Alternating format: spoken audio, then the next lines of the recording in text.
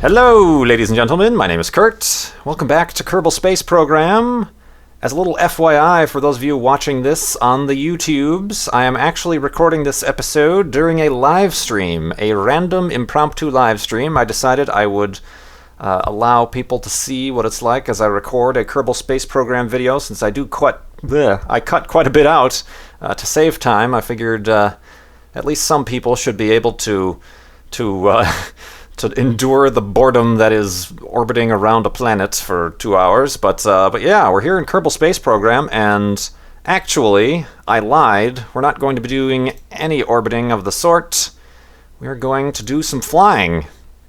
I know in my last episode, I noticed for the first time that Kerbin has Arctic poles, like an Antarctica and an Arctic Circle up north. And I thought that'd be cool to fly there. Whether or not it be with a spacecraft would be difficult because you'd have to get in a polar orbit, but the next best thing would be a jet. So I did work on a little bit of a design here. Check this bad boy out. Check it. I did a couple tests, and I'm trying to work on a very long-range flying machine with a lot of lift. That's why I have these extra wings here. And also extra fuel pods that actually disconnect when I'm done with them to save on the fuel-to-weight ratio. In my last test, I think I might need some more fuel. So I'm going to add 4 more of these underbelly tanks, and then I think that should do the trick. Because all of these, the body parts of this spacecraft have fuel in them. And I have these 2 engines. I was surprised that these 2 engines are enough to get me off the ground. I am also equipped with a parachute, because we are going to be trying to land, apparently, I've never been, but apparently on an ice sheet. So stopping might be an issue. So there's parachutes. This is a 3-person crew, and I've given them a ladder that actually allows them to get up and down, because otherwise they jump out this port and they can't get back in the airplane. That's another lesson I learned. But yeah, let's do this. And also, just because I am live streaming this, so if I start talking or answering questions that make no sense to YouTube watchers, that's why. There are people in the chat. I'm looking at about 300 people right now watching. I know I didn't pre-notify anybody via YouTube. I just put this up on Twitter and Facebook, but that there is the advantage of following me on Twitter, KurtJMac, or the Farlands or Bust Facebook fan page. You can see these amazing. Let's not get ahead of ourselves. They're amazing. I'm awesome, guys. Deal with it. No, these random and last-minute live streams you get to be notified of. But yeah, what did I say I was going to do? I was going to duplicate these bad boys. Come on. Here goes the issue with trying to select tiny, tiny objects in Kerbal Space Program. I want the strut. Come on. Why can't I select it? Hello? Ah, there we go. Okay, I got this one. And a boop. Alright. Now let's turn symmetry on. And I will hopefully be able to put this one... why is that telling me I can't put that there? Ugh. Alright, that's to you then. Alright, I've got the extra 4 fuel pods. Hopefully our weight isn't too high with this, but I think we'll be okay.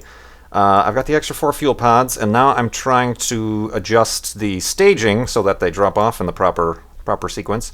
But I was about to mention that I also decided to live stream this because I'm going to be fast-forwarding the flight part, because I'm anticipating this is going to be about an hour-long real-time flight, because you can no longer fast-forward in Kerbal Space Program while you're within the atmosphere.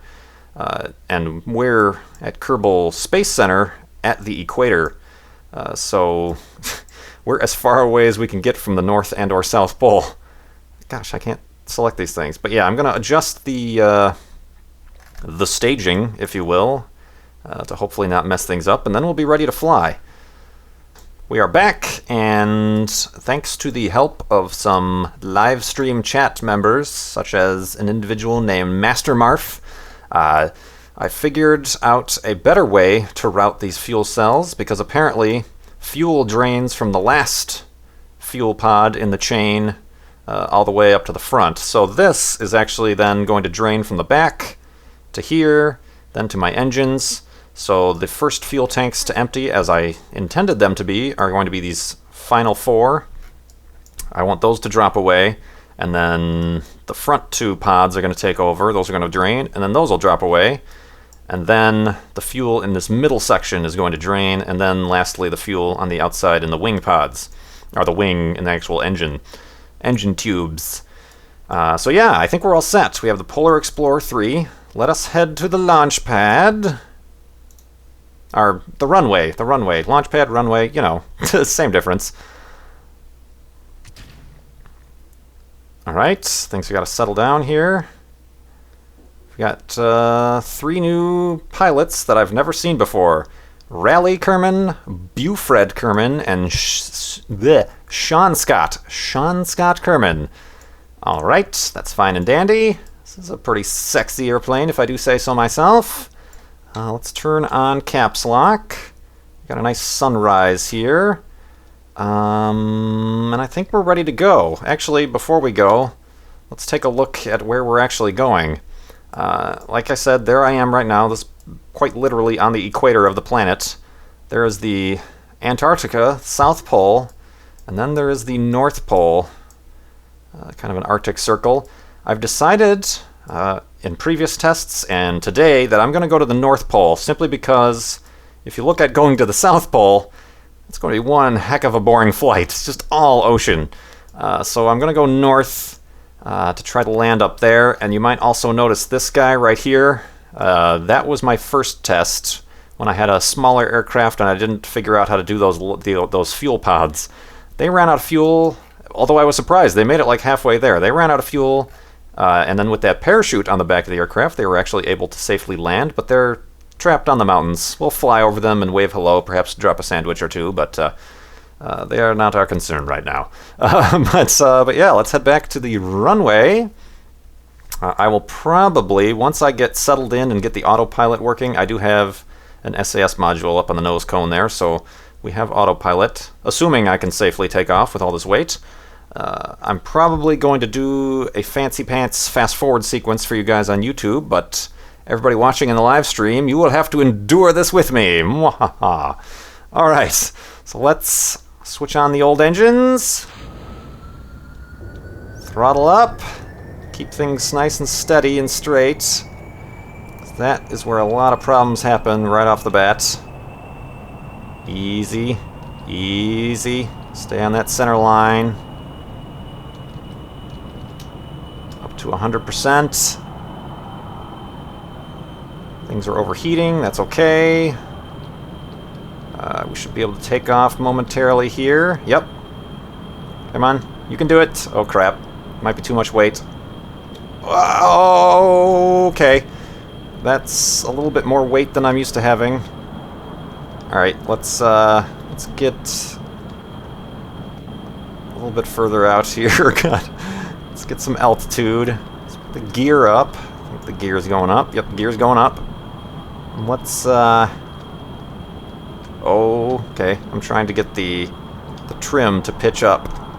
It's not happening fast enough. Whoa, whoa, whoa, whoa. Okay, let's alright, I've turned on the SAS. That'll keep us on a not at all a level flight. God. Alright. Let's alright, now we're gaining altitude. That's good. Whew, okay. I was considering, because I have all this weight, also putting on some solid rocket boosters just to get me off the ground safely, but I reconsidered that as not quite the safety risk I was willing to take. We're doing fine. We're doing fine though, guys. Don't worry about me. Okay, pitch up. All right. All right, it's a lot of trim there. We've equalized our flight, so at least we're not going into a nosedive. Let's make a big left turn here. Everybody's freaking out in the cockpit. Let's head along the big red line there on the... We're going to a heading of 0 degrees, which would be due north.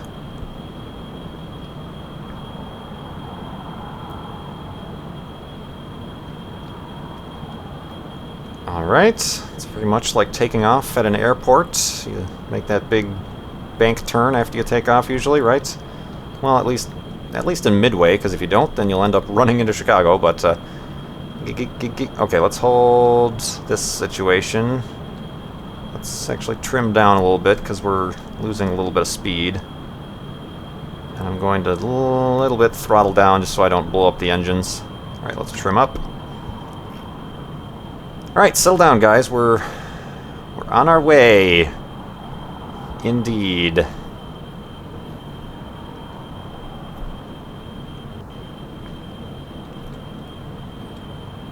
Let's actually see what happens when we turn on the SAS. Alright. It's probably not the most efficient flight profile to be, I'm going in a straight line, not really gaining all that much altitude, but I'm like angled at like a 20-degree angle here. Well, I guess that's 12 degrees, I guess is what my instruments would tell me, but it works, and things are only going to improve as the fuel drains out.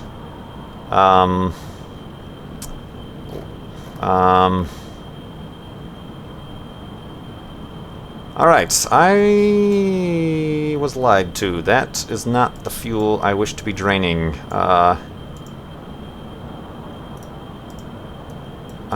Crumbs. How do I... Okay. I do not want to be losing this fuel. This is fuel that I need, perhaps, for the return trip. How do I tell it to stop without turning off the engines? Crap! If I disable the fuel flow here, will it automatically switch to another fuel? God, I hope so. Gig. Okay. Our engines are still on. Alright, let's disable the flow from all of these fuel pods. Now who's taking over? This last guy. Dang it.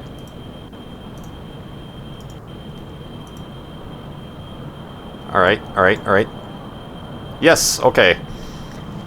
That was a little bit of a setback. This fuel tank is now almost empty on the front.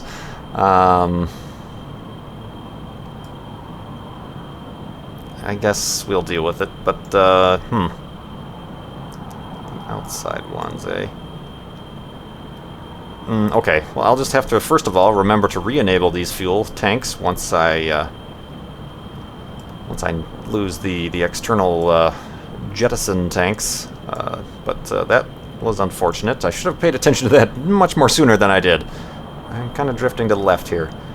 Alright, let's, I do need to gain a lot more altitude as well. You tend to go faster when you're higher up. But yeah, I think, unless something super interesting happens, I'm going to be fast-forwarding this next sequence for you on YouTube. Indeed.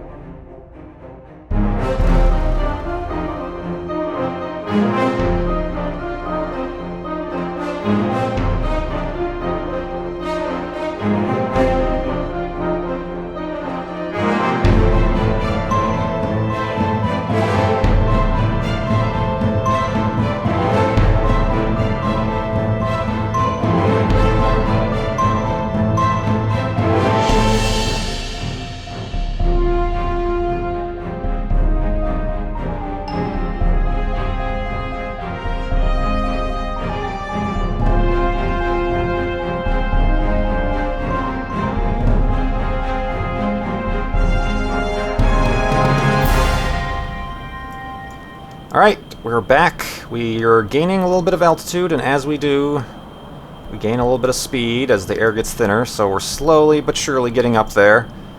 We're about, as you see, to run out of fuel in our first 4 fuel pods, and I'm hoping all of this goes according to plan.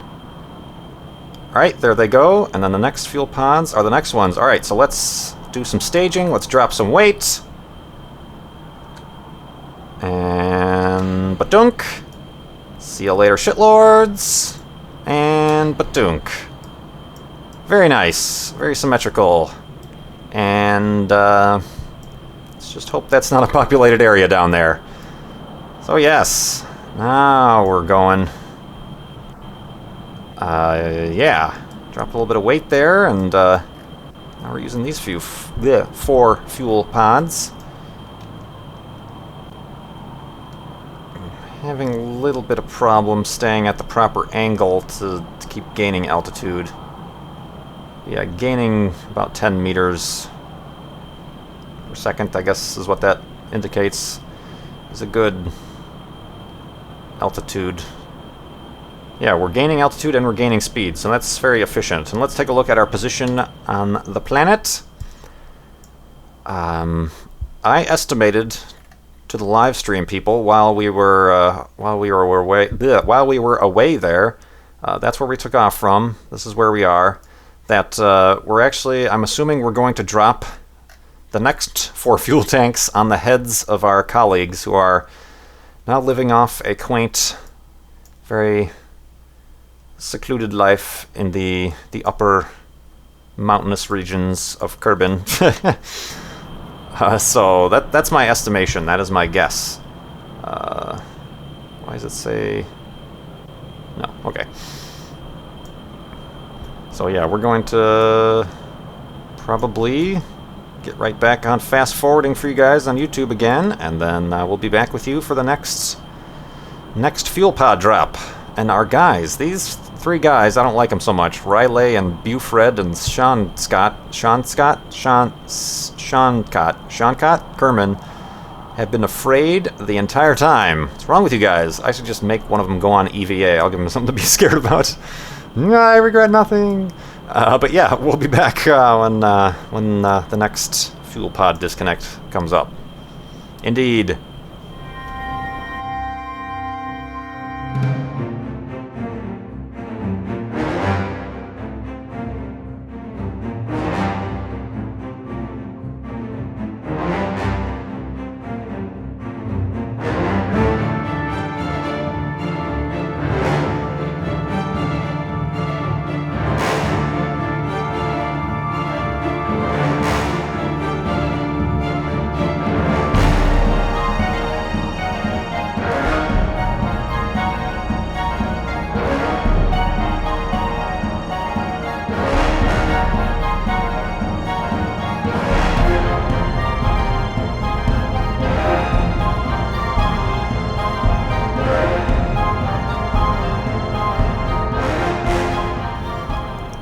Alright guys, we're back on YouTube here, and as you can see, we're running out of fuel. We've gained quite a decent amount of altitude here.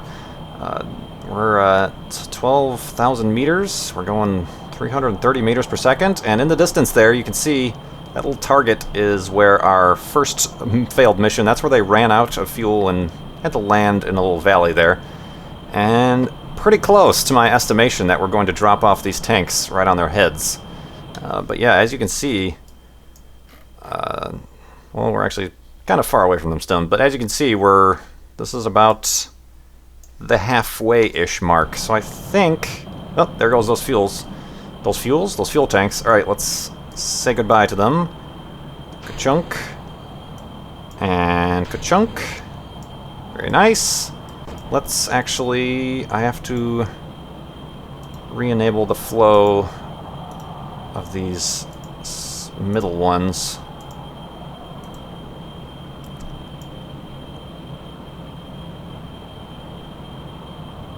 Which should do something.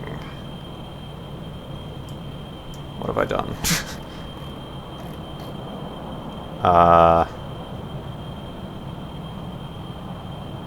Which fuel tank is losing fuel? These guys? And I've enabled the flow of all these fuels. Flow true. Flow true. Flow true. Flow true. Okay. We're gaining a whole bunch of altitude. Let's actually pitch down a little bit.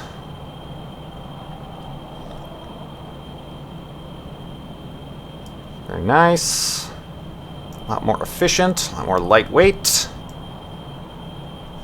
And I told the live stream people while we were away, but I realize now that I'm halfway, that I should. I didn't do any, like, complicated math calculations or anything, but I should have enough fuel to get there.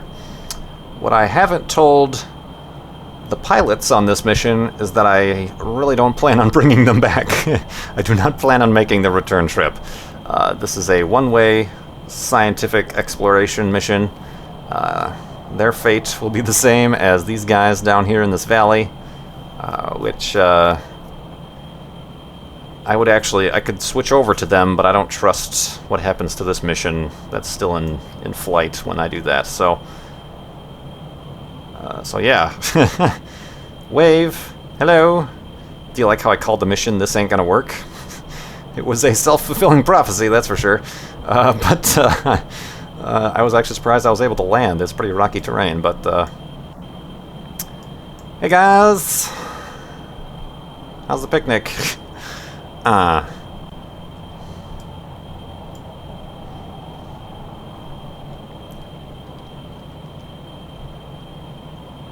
I could actually probably, since I am going at quite the clip here, and still gaining altitude, I'm going to decrease down to 80% throttle. That should save a little bit of fuel and not impact our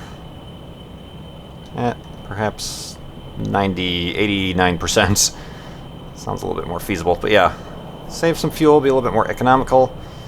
Like I said, if you look at the angle of our contrail versus the angle of the aircraft, probably not the most efficient aerodynamics we got going on here, but we just want to get from point A to point B, and this is the way we're going to do it. See you later, guys. Bon voyage. We'll put some snowballs into our refrigerator and bring them back for you. But yeah, speaking of aerodynamics, I tried this design without this horizontal wing here, and there just simply was not enough lift for me to even get off the ground. So that's actually a tip I read from the forums, that it looks weird, yes, but these very straight-looking wings, if you turn it into like a biplane design, it does give you some additional lift where you need it, so. There's your Kerbal Space Program tip of the day. Indeed. But yeah, now that we are draining our normal fuel reserves, these middle guys have... Oh, they're all draining. Well, I think they started with 250 liters. These guys started with 150, and I think each of those pods were 150, if I'm not mistaken. So we have more than... We're not even halfway done with the fuel that we brought on this trip, and we just passed, by passing those guys, passed up the halfway mark of even getting there. So get your snow boots ready. We're going to the North Pole. Indeed.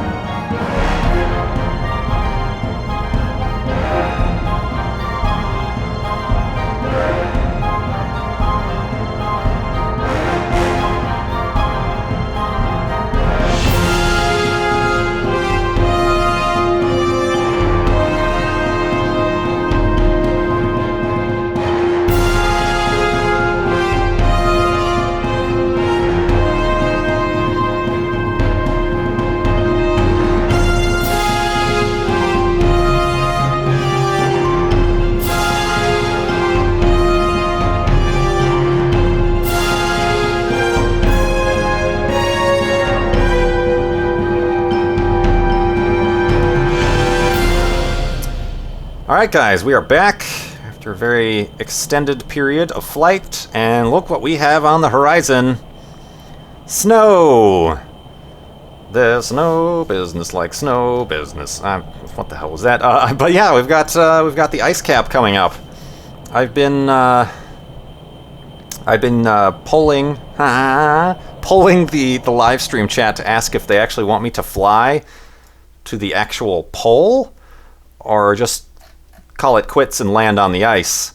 It looks pretty smooth from at least this satellite vantage point.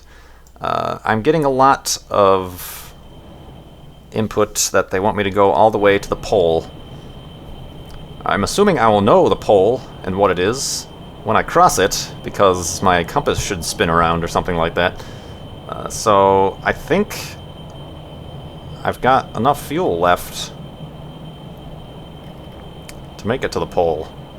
But I did not do any sort of calculations. Oh, wow, I have 5... Well, I don't know, maybe I could return. But either way, I've told the guys in the live stream, or sorry, the people, ladies and gentlemen, in the live stream that even if it does appear that I would have enough fuel to return, I'm not going to do that in this play session, and certainly not in this video, this Kerbal Space Program episode, simply because that would take a lot of time. There is no fast forward in Kerbal Space Program anymore when you're still within the atmosphere. So yeah, we're just gonna land, hopefully safely, and then leave these guys up there to do.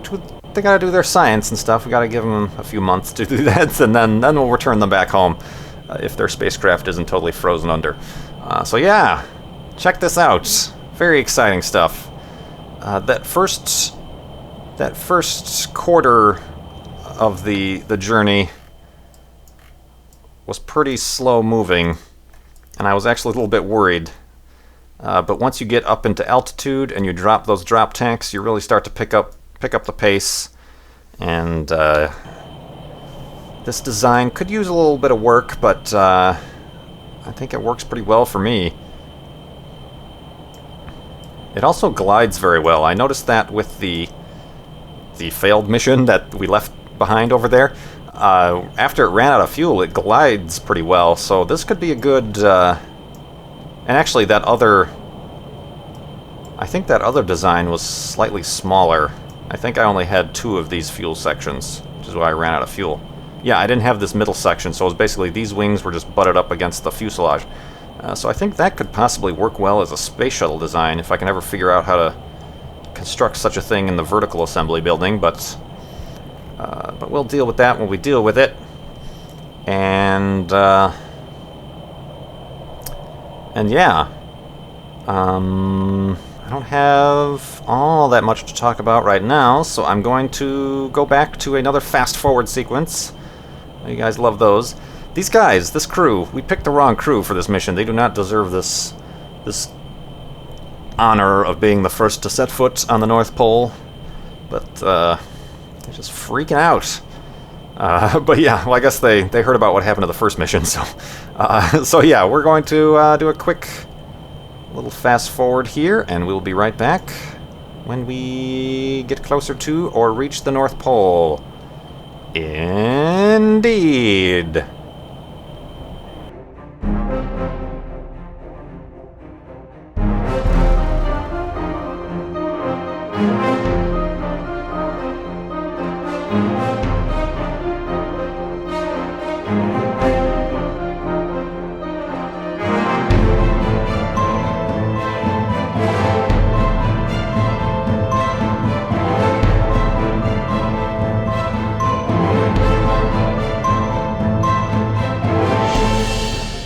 Alright guys, I think we're back on YouTube here. We unfortunately missed the majesty of a moonrise over the North Pole. I've reduced the throttle down to about 60%, let's say. 70%, why not? We're losing altitude as needed. We're starting to approach the shadow part, so I think we are getting to the whereabouts of our North Pole. And the thing that kind of concerned me once we got out of that really bright part is this texture that we're seeing on the ice. That could cause problems. I was hoping it would be a little bit more flat and smooth. I do have 5 landing gear as opposed to the standard 3, so maybe that'll give us a little bit more oomph and traction for stopping. I also do have this gigantic parachute in the back. It's a one-use parachute, so it's not like we can use it more than once, which is usually what that means. But yeah, I brought you guys back because it's looking like we're getting close. And I'm getting a lot of people yelling at me in the live stream saying that I haven't descended quickly enough. I'm going to give myself time. I'm going to, first of all, measure when we reach the North Pole by when our little compass flip-flops around. And then I'm going to do a little bit of a U-turn and then go back to it.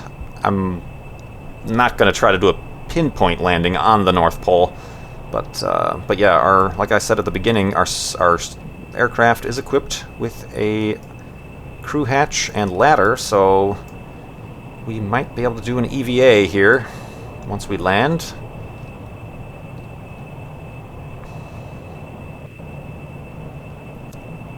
One of our fuel tanks just ran out.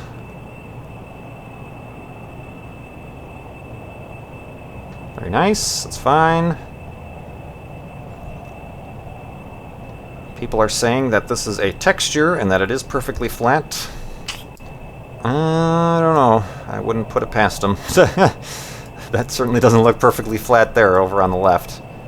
Oh, I'm a nut. I could have just been looking at the upper left. But yeah, you can see, wow, my total off the top of the wall estimations are getting to be correct. I practically dropped my fuel tanks on top of my guys halfway. And like I said, it's about an hour flight. In 30 seconds, it will be an hour. And look at what our compass is doing. That might be because my nose is too high. Wow, if this happens at exactly an hour. 6, yep. Ha! What? Wow, right on time gate arrival. There, folks, is the North Pole. Exactly 1 hour from Kerbal Space Center. Amazing. Okay, so now I'm going to do a sequence of turns. I'm going to very safely turn off the SAS. Oh, I still have a lot of that upper pitch going on. Let's correct for that. Alright, there we go. Alright. Oh god. Okay, easy guys. I know you freak out at everything, but that's amazing. Alright, let's do a nice gentle turn. I can actually probably cut the engines down to 33% here. Let's try to pick a nice flat-looking area to land. I do like this whole vertical thing. I could try to land in between the cracks.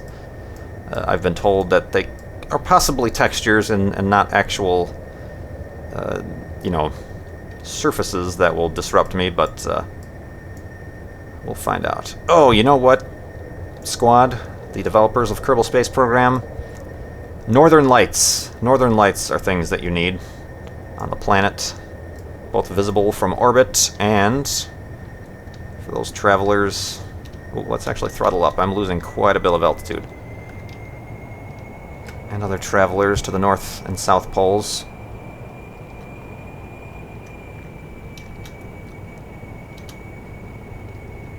Okay, that's too much.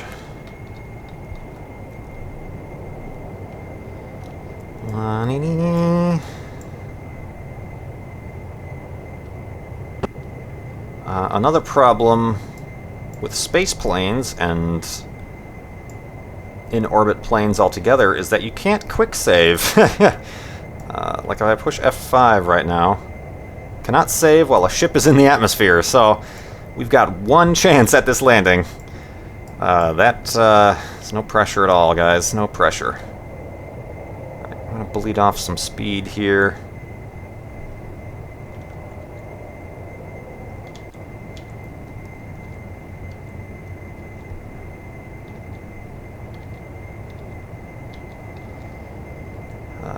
I'd rather not be landing into the sunrise, but we'll have to deal with it as the way we get it. Alright, let me take a drink here just to... Cheers, good luck, Kerbin brothers, even though you've been scared the entire time.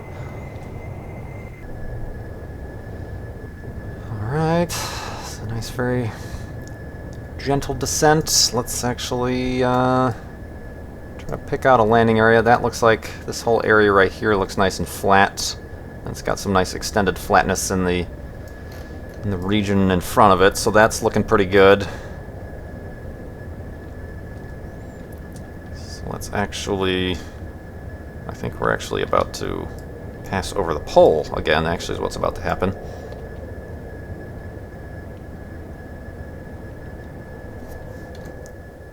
Yeah, that's about right.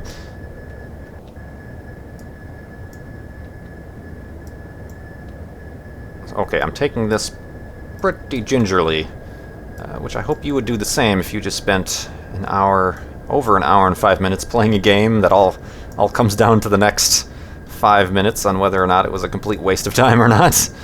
I will not forget the landing gear.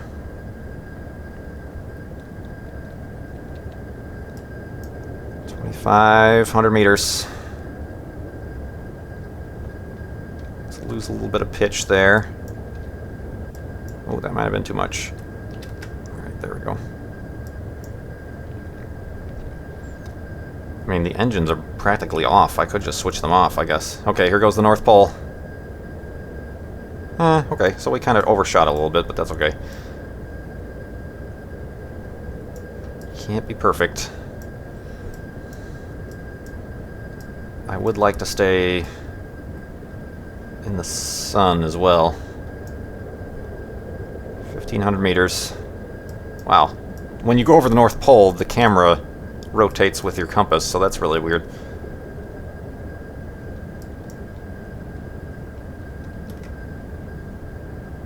Alright, let's slow our rate of descent.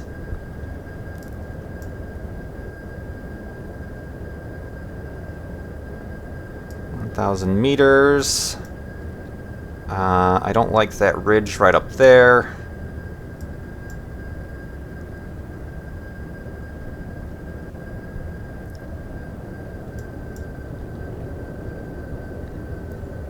We're going a nice slow speed here, 75 meters per second. That's pretty good landing speed.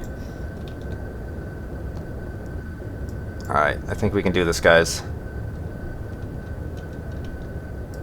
Gear down. Very nice.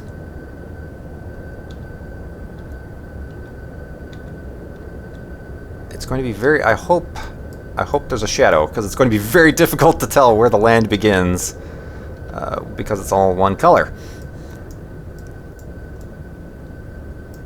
Of course, the shadow is going to be very shallow, because I'm coming in at pretty shallow here. 700 meters. Oh god. This is nerve-wracking. I don't know where the ground is.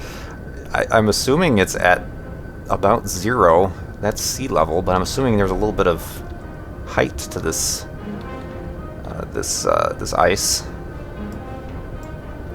Nice and level. We're right at the 180-degree heading.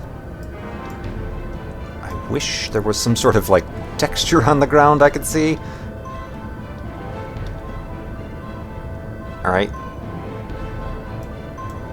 Okay, there is a texture. I can see the texture. Texture has been seen.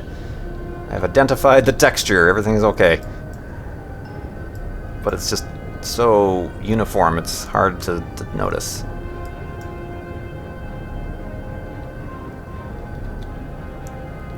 Very nice, very nice. 400 meters. Whew, whew. Landing gear is down. Just needed to check for the 15th time. Nice and level on the wings. I think it might be at 0 meters. Being as that the North Pole is not a continent, it's just frozen ocean. I'm assuming it's the same way here on Kerbin. Things nice and level. I might not even need the parachutes, just because I'm going so slow.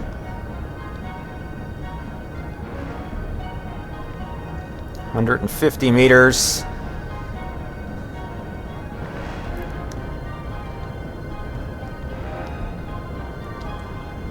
Having some frame rate drops here, but I think we can deal with it.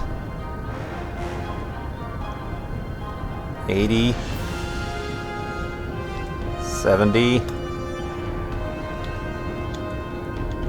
Throttling down, nose up, nice and steady. Alright.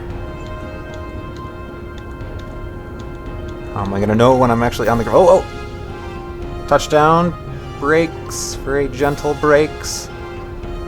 Stay straight here, brakes, cutting the engines. And... like a glove. You're actually going to need some gloves. It's the North Pole, of course, like a glove. But yes, we've landed. We've landed near the North Pole. There we are, guys. Amazing. That was a little bit tense because I could not see a dang thing. And the angle that the sun is at, obviously on the North Pole, is so low that there's no shadow. That's a pretty neat shadow effect, though. But yeah, wow. Victory, indeed. That was actually the easiest landing there could have possibly been I've ever had in Kerbal Space Program, because most of the time you try to land at Kerbal Space Center, which is the runway, and you're either 1 degree too far to the left or the right, and then you just fall off the runway and you're dead. This one is just land, and it does appear to be a completely flat texture. There's no bumps or anything, despite what you can see in there. But yeah, amazing. We landed. We did it, indeed. So yeah. I'm going to take a quick little bit of a break here myself. I'm going to cycle the Fraps recording because it has been going on for, as you can see, 1 hour, 11 minutes. Did I land at 1 hour, 11 minutes, and 11 seconds? Somebody play back the tape. But yeah, and then when we come back, we're going to do a little bit of a stroll. Oh, we're rolling. A stroll on the North Pole. Indeed. Alright guys, we are back, having just landed on the northish pole, the Arctic Circle. Stop bouncing around, landing gear. But yeah, we can extend the ladder. This is a ladder that you have not seen yet. It's kind of cool. Another similarly awesome little design. But yeah, let's extend the ladder. And who do we want to come out here? I think Sean Cott, simply because his name is very difficult. So Sean Cott, let's get out and get our... Now they're happy. Yeah, now they're happy. Let's get out and do some science. Do. Oh, space. Very good. Hey, wait! Come back! What's going on? The aircraft is rolling away. Hey guys, wait for me! Come back! Stop the airplane! Awesome. That's interesting. Let's cycle back into the aircraft. Hit the brake.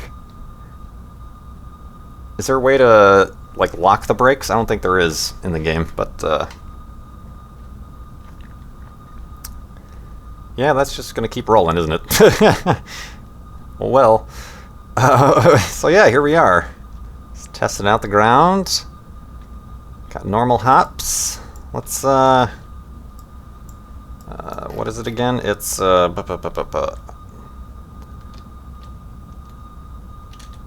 Oh, well done, guy. Well done. Get up. Whoa. I don't think the,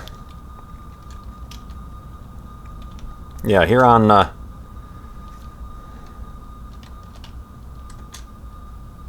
oh, yeah, on Kerbin, the EVA pack does nothing for you.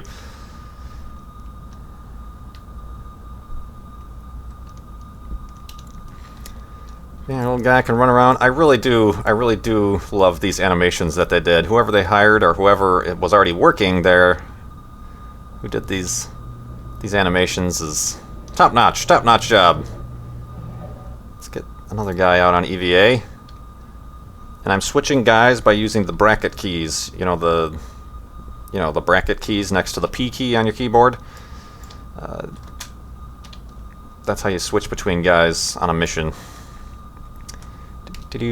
Let's actually... I know what we can do for our screenshot.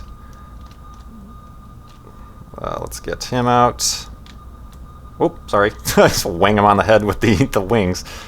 Let's get Bufred out.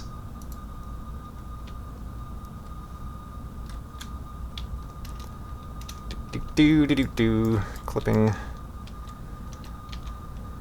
Awesome. And then let's... Oh, in the airplane. There we go.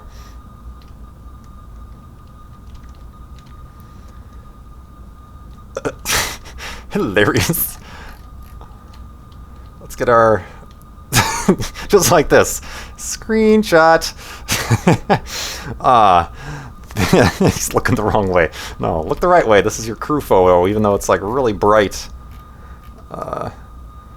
We've landed on the moon.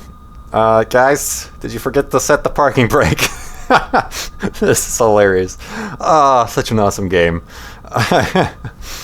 Guys. Is he gonna get hit? No, I think they're gonna be alright.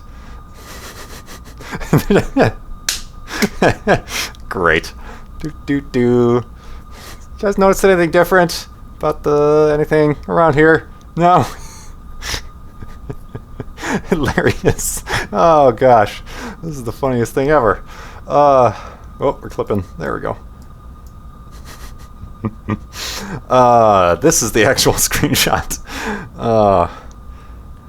Ooh, some very nice shadow modeling there across their faces.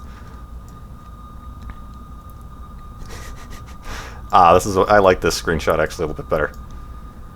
Blanc. As our plane rolls away into the sunset.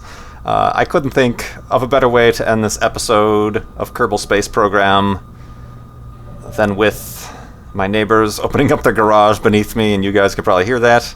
But also with our brave, actually pretty freaked out the entire flight, Kerbonauts, watching the majestic, eternal sunrise and sunset. Since we're on the North Pole, it never rises or sets. It pretty much stays right there. But then watching our airplane just roll towards it endlessly and inevitably. But yeah, I've got to run and catch up to my airplane. But thanks so much for watching this episode of Kerbal Space Program, and thank you everybody for watching on the live stream. And I will see you next time. Wait for me.